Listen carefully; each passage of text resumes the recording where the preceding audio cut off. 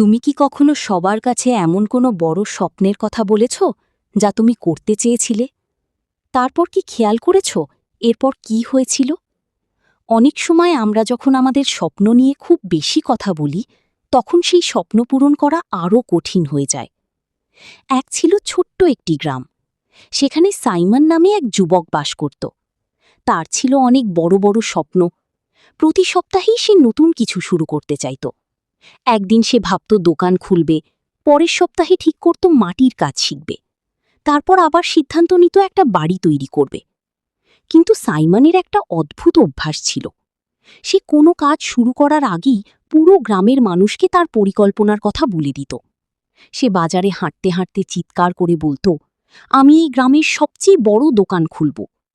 মানুষ হাততালি দিত, হাসত, ভালো ভালো কথা বলত। সাইমন গর্ব অনুভব করত, নিজেকে গুরুত্বপূর্ণ মনে হতো। সেই রাতে সে খুব শান্তিতে ঘুমাত। কিন্তু পরের সকালে যখন কাজ শুরু করার সময় আসত, তখন সে ক্লান্ত অনুভব করত। তার সমস্ত উৎসাহ যেন হারিয়ে যেত। কিছুদিন পরেও দোকান আর খোলা হতো না। তারপর আবার সাইমন ঠিক করল মাটির কাজ শিখবে। সে গ্রামের মাঠে সবাইকে জড়ো করল। উঁচু গলায় বলল, আমি সবচেয়ে সুন্দর মাটির পাত্র বানাব, সবাই আমার কাছ থেকেই কিনবে। মানুষ আবারও তার প্রশংসা করল, তাকে উৎসাহ দিল। সাইমন খুব ভালো অনুভব করল। কিন্তু কয়েকদিন পর আবার তার আগ্রহ হারিয়ে গেল। সে কখনোই মাটি ছুঁয়েও দেখল না। এভাবেই বছরের পর বছর চলতে লাগল। সাইমন প্রতিটি স্বপ্নের ঘোষণা দিত, মানুষ তার কথা উদযাপন করত, কিন্তু তার হাত সবসময় খালি থাকত। তার জীবনে কোনো পরিবর্তন আসত না। সে লজ্জিত অনুভব করত। সে বুঝতেই পারত না কেন সে বারবার ব্যর্থ হচ্ছে। ভেতরে ভেতরে তার মন ভারী হয়ে উঠল। সে নিজেকে আটকে পড়া মানুষ মনে করতে লাগল। এক সন্ধ্যায় সাইমন গ্রামের পুরনো কুয়ার পাশে একা বসেছিল। তখন গ্রামের এক বৃদ্ধ তার কাছে এলেন। লোকটি ছিলেন শান্ত ও বিনয়ী। মানুষ তাকে সম্মান করত, কিন্তু তিনি খুব কম কথা বলতেন। তিনি সাইমনের পাশে বসে ধীরে জিজ্ঞেস করলেন, বাবা, তোমাকে এত চিন্তিত দেখাচ্ছে কেন? সাইমন দীর্ঘশ্বাস ফেলল। আমার অনেক স্বপ্ন আছে, কিন্তু আমি কোনো কাজই শেষ করতে পারি না। আমি বুঝতে পারছি না আমার সমস্যা কোথায়। বৃদ্ধ ধীরে মাথা নেড়ে বললেন, আমাকে বলো, যখন তোমার মাথায় নতুন কোনো চিন্তা আসে, তখন তুমি কি করো? সাইমন দ্রুত উত্তর দিল, আমি সবাইকে বলে দিই। আমি চাই তারা জানুক আমি কি করতে যাচ্ছি। আমি চাই তারা আমাকে নিয়ে গর্ব অনুভব করুক। বৃদ্ধ মৃদু হেসে বললেন, আগামীকাল সকালে আমার সঙ্গে এসো, আমি তোমাকে কিছু দেখাতে চাই। পরদিন সকালে সাইমন বৃদ্ধের ছোট্ট বাগানে গেল। বৃদ্ধের হাতে ছিল দুটি বীজ। তিনি একটি বীজ সাইমনের হাতে দিয়ে বললেন, এটিকে মাটির নিচে পুঁতে দাও। সাইমন একটি ছোট গর্ত করল এবং বীজটি সেখানে রাখল। তারপর মাটি দিয়ে ঢেকে দিল। এরপর বৃদ্ধ দ্বিতীয় বীজটি হাতে তুলে ধরলেন, কিন্তু সেটি মাটিতে পুঁতেন না, বরং তিনি সেটিকে সবার সামনে উঁচু করে ধরলেন। পাশে খেলতে থাকা কয়েকজন শিশুকে ডাকলেন, দেখো সবাই, আমার কাছে একটা বীজ আছে। একদিন এটা একটা সুন্দর গাছে পরিণত হবে। দেখো কত অসাধারণ হবে সেটা। শিশুরা হাততালি দিল। তারা হাসল। বৃদ্ধ লোকটি আরেকটি বীজ মাটির নিচে পুঁতে দিলেন এবং চুপচাপ সেখানে পানি দিতে লাগলেন। তিনি এ নিয়ে কিছুই বললেন না। সাইমন প্রায়ই বাগানে যেত। ধীরে ধীরে মাটির ভেতর থেকে একটি ছোট সবুজ অঙ্কুর বের হল। সপ্তাহের পর সপ্তাহ সেটি বড় হতে লাগল, কিন্তু বৃদ্ধ তখনও কিছু বললেন না। তিনি শুধু নীরবে পানি দিতেন। এদিকে পাথরের উপর রাখা বীজটি ঠিক আগের মতোই রয়ে গেল। রোদের তাপে সেটি শুকিয়ে গেল। পাখিরা এসে সেটার টুকরো নিয়ে গেল। সেটি আর কখনো গাছে পরিণত হল না।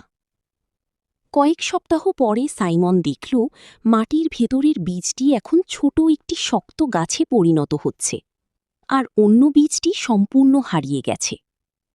বৃদ্ধ লোকটি তার পাশে দাঁড়িয়ে কোমল কণ্ঠে বললেন, সাইমন, একটি বীজ বড় হতে নীরবতা দরকার, তার অন্ধকার দরকার, মাটির নিচে লুকিয়ে থাকতে হয় তাকে। যদি তুমি তাকে সবার সামনে রেখে দাও আর শুধু কথা বলো, তবে সেটি শুকিয়ে যাবে। কেউ না কেউ সেটি নষ্ট করে দেবে এবং সেটি কখনো গাছে পরিণত হবে না। সাইমন ছোট গাছটির দিকে তাকিয়ে রইল। তার ভেতরে যেন কিছু বদলে গেল। বৃদ্ধ আবার বললেন, যখন তুমি খুব তাড়াতাড়ি নিজের স্বপ্ন সবার সাথে ভাগ করে নাও, তখন তুমি আগেই গর্ব অনুভব করতে শুরু করো। তোমার মনে হয় যেন কাজটা তুমি ইতিমধ্যেই করে ফেলেছ। মানুষের প্রশংসা তোমাকে আনন্দ দেয়। তখন তোমার মন ভাবতে শুরু করে যে লক্ষ্য অর্জিত হয়ে গেছে। ফলে তোমার হৃদয়ের আগুন নিভে যেতে থাকে। যে শক্তি কাজ করার জন্য দরকার ছিল, সেটা শুধু কথার মধ্যেই নষ্ট হয়ে যায়। সাইমনের মুখ লজ্জায় গরম হয়ে উঠল। সে বুঝতে পারল এতদিন সে ঠিক এটাই করে এসেছে। প্রতিবার নতুন কোনো পরিকল্পনার কথা সবাইকে বলার পর সে নিজেকে সফল মনে করত, কিন্তু বাস্তবে কখনো কাজ শুরুই করত না। মানুষের প্রশংসাই তার জন্য যথেষ্ট ছিল। হাততালিই তাকে তৃপ্ত করে দিত। তাই শেষ পর্যন্ত পৌঁছানোর আর প্রয়োজন অনুভব করত না, কারণ সে আগেই নিজেকে সফল ভাবত। বৃদ্ধ তার কাঁধে হাত রেখে বললেন, স্বপ্ন শুরুতে খুবই ভঙ্গুর হয়। তাদের সুরক্ষা দরকার, তাই তাদের নীরব রাখো। তোমার পরিশ্রমের অন্ধকার মাটির ভেতরে তাদের বেড়ে উঠতে দাও।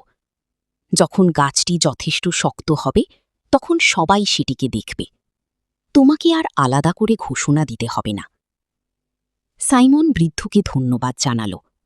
ধীরে ধীরে বাড়ির পথে হাঁটতে লাগল। তার মন নানা চিন্তায় ভরে উঠেছিল। সেই রাতেই সে একটি সিদ্ধান্ত নিল। সে নতুন কিছু করবে, কিন্তু এবার কাউকে কিছু বলবে না। সে একটি ছোট লক্ষ্য ঠিক করল। একটি কাঠের চেয়ার তৈরি করবে।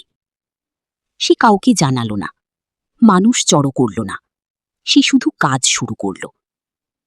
প্রতিদিন সন্ধ্যায় দিনের কাজ শেষে সে একটি নিরিবিলি কোণায় গিয়ে কাঠ নিয়ে কাজ করত।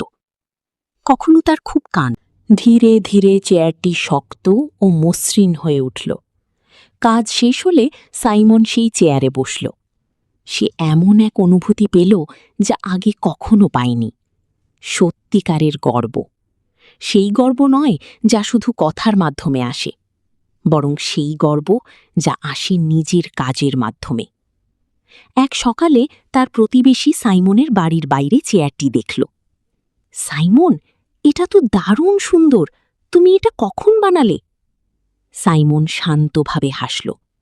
আমি কিছুদিন ধরে এটা নিয়ে কাজ করছিলাম। প্রতিবেশী অবাক হয়ে বলল, তুমি কাউকে বলনি? সাইমন মাথা নাড়ল। আমি আগে এটা শেষ করতে চেয়েছিলাম। ধীরে ধীরে খবর ছড়িয়ে পড়ল। মানুষ চেয়ারটি দেখল এবং মুগ্ধ হল। কিন্তু তখন পর্যন্ত সাইমন ইতিমধ্যেই তার পরের কাজ শুরু করে দিয়েছে। এবার সে একটি ছোট টেবিল বানানোর পরিকল্পনা করল। আবারও সে কাউকে কিছু বলল না। সে নীরবে কাজ করে গেল। সপ্তাহ কেটে গেল। টেবিল তৈরি হল, তারপর একটি তাক, তারপর একটি স্টুল। বছর পার হয়ে গেল। সাইমন গ্রামের একজন দক্ষ কারিগর হিসেবে পরিচিত হয়ে উঠল। কিন্তু সে কখনো তার পরিকল্পনা ঘোষণা করত না। সে কেবল তখনই তার কাজ দেখাত যখন তা সম্পূর্ণ হতো। মানুষ তাকে আরও বেশি সম্মান করতে শুরু করল, কারণ তার কাজই তার হয়ে কথা বলত। সাইমনের জীবন পুরোপুরি বদলে গেল। সে আর কাজ শুরু করার আগে প্রশংসার প্রয়োজন অনুভব করত না। সে আর ফাঁকা গর্বের উত্তেজনায় ভেসে যেত না। সে খুঁজে পেয়েছিল আরও গভীর কিছু, বাস্তব কিছু গড়ে তোলার নীরব তৃপ্তি। এখন নিজের জীবনের কথা ভাবুন। কতবার আপনি কোনো লক্ষ্য সবার কাছে ঘোষণা করেছেন, আর তারপর সেই লক্ষ্য পূরণের শক্তি হারিয়ে ফেলেছেন? কত স্বপ্ন আপনি খুব তাড়াতাড়ি সবার সাথে ভাগ করেছেন, শুধু পরে তা ধীরে ধীরে মুছে যেতে দেখার জন্য? যখন আপনি নিজের পরিকল্পনা নিয়ে বেশি কথা বলেন, তখন আপনি নিজের শক্তির একটা অংশ হারিয়ে ফেলেন। অন্যদের প্রতিক্রিয়া আপনার নিজের পরিশ্রমের জায়গা দখল করে নেয়। তাই নিজের স্বপ্নকে নিজের কাছেই রাখুন, ওগুলোকে রক্ষা করুন। আপনার কাজ তখনই কথা বলুক যখন তা প্রস্তুত হবে। পৃথিবীর আপনার পরিকল্পনা জানার দরকার নেই, তাদের শুধু আপনার তৈরি করা ফলাফল দেখলেই হবে। তাই পরের বার যখন সবার কাছে নিজের বড় কোনো আইডিয়া বলার ইচ্ছা হবে, একটু থামুন, নীরব থাকুন। বীজকে অন্ধকারেই বেড়ে উঠতে দিন। গাছ যখন শক্ত হয়ে উঠবে, তখন সবাই তা দেখবে, আপনাকে কিছু বলতেই হবে না। যদি এই গল্পটি আপনার হৃদয় ছুঁয়ে যায়, তাহলে এটি এমন কারো সাথে শেয়ার করুন যার এই কথাগুলো শোনা দরকার। জীবনকে নতুনভাবে দেখতে শেখায় এমন আরও গল্পের জন্য সাবস্ক্রাইব করুন। শোনার জন্য ধন্যবাদ।